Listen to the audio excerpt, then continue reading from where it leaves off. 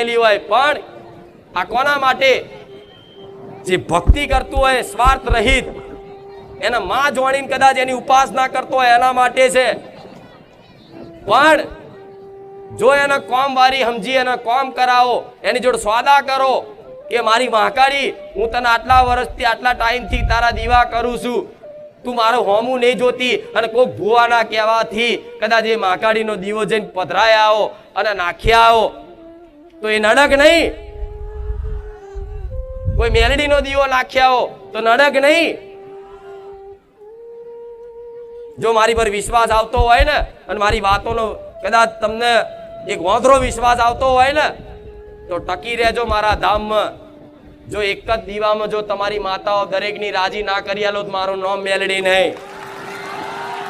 એક જ દીવો તમારી પેઢીમાં થશે. કોઈ માતાને જો ડોકાચીવ કાઢવા દો તો ગોળા કળિયુગમાં મહામાયા રોમ મારી મેલડી નહીં. એક જ દીવામાં આજ લગીન કોઈ દુનિયાના કોઈ ભુવાએ ઉપાય બતાયા કે ના બતાયા? આજ લગી કોઈ ભુવાએ, દુનિયાના કોઈ ભુવાએ આવા ઉપાય બતાયા કે ના બતાયા? પણ હું આજ રોમ વારી મેલડી જાહેરમાં એવું બોલું છું કે ટકી રહેજો મારા સાનિધ્યમાં. અત્યારે જેમ કરો છો એમ કરે રાખજો.